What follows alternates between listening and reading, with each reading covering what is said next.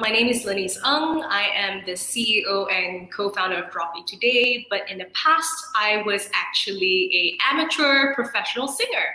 So I used to busk around and sing at a few pubs and bars around KL.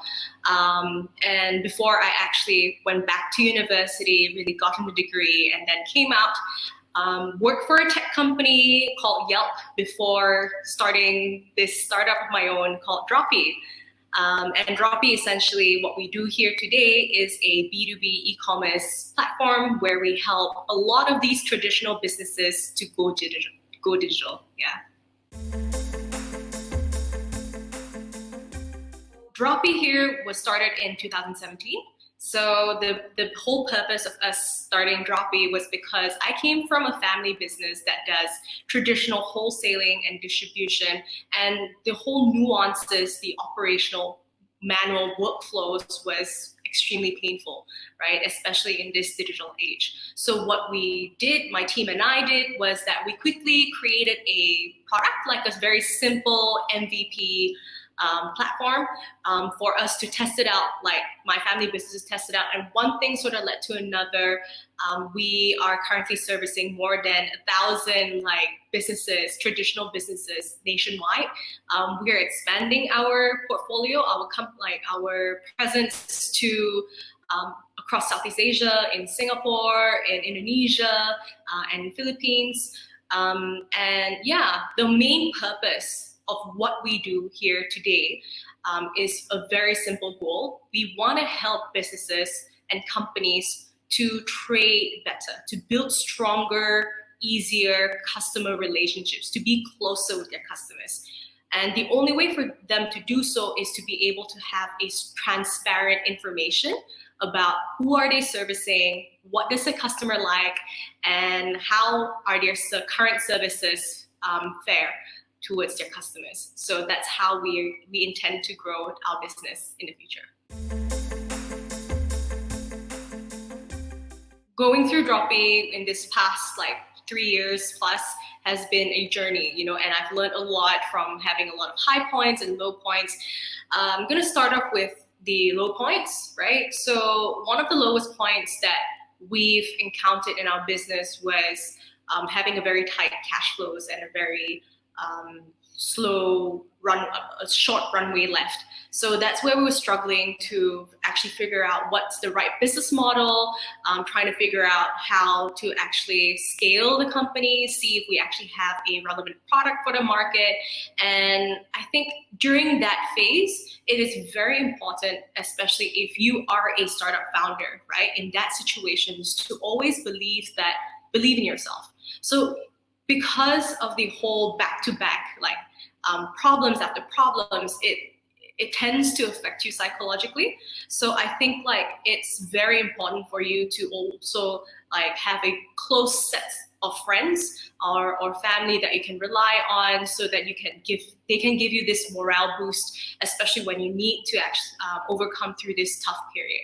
So thankfully, we've managed to raise in time and actually started seeing tractions and growth from there. And I think it's been, luckily, touch wood, a smooth sailing process from there. But during that low point, it was very important for me to have a close set of friends and family to rely on, and to also remind myself that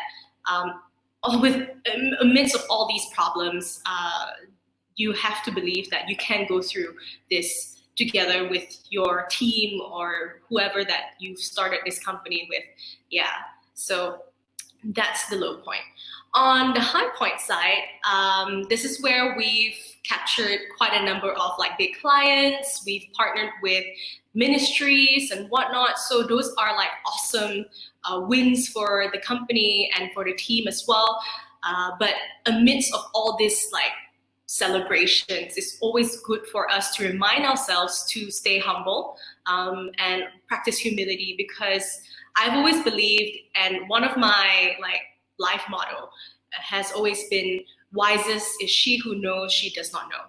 So it just means that whatever it is that you're facing, know that there's still more to learn and more to overcome. And especially during these high points, it's very important for you to stay humble. Remind yourself there's something more that you can actually do, more that you can improve, and just keep your head low and keep doing what you're doing best. Yeah. So those two are the high and low points in Droppee. So amidst of this whole COVID-19 period, we've noticed that there's a lot of businesses who is starting to adopt digital solutions. So back then, before the COVID-19 situation, it was a slower or longer sales cycle period for us in order to educate our potential users, to remind them that digital solution is the way to go, it's like the future. And it's sort of fast-tracked during this whole period because a lot of these traditional businesses aren't able to operate in person and continue operating in a very manual way as what they have done before the whole lockdown season. So that was fantastic for us, which means that there's more clients now, we're getting busier. In fact, like it's been super crazy since the day one of the MCO/lockdown period. So yeah, good stuff for our team. With that good stuff came about like certain operational issues that we've not anticipated. Things such as like a huge influx of customers wanting to go digital at the same time.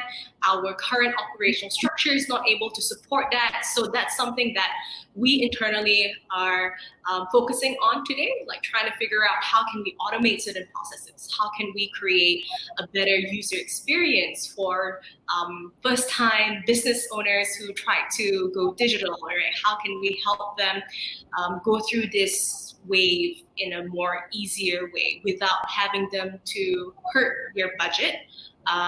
Because as you know, in this period, cash flow is very tight. A lot of businesses are struggling. So the last thing that we want to cause our customers is to actually be another burden for them in their pockets. So that's one. In regards to threats, I think it's a double-edged sword.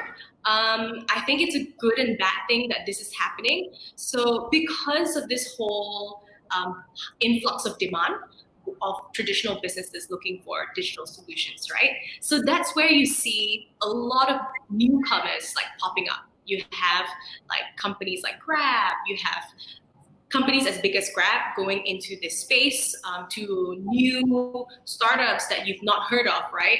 And competition is getting tighter. So you have more people in the scene trying to actually help these businesses as well.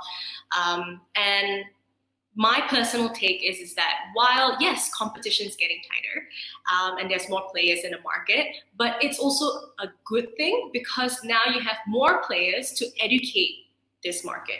You have more players to actually provide value to this group of customers, a group of businesses that has never had gone through such experience before. Because truth be told, this whole pandemic season, it's very new to a lot of people. And going digital is something that not many businesses have actually thought of in the past.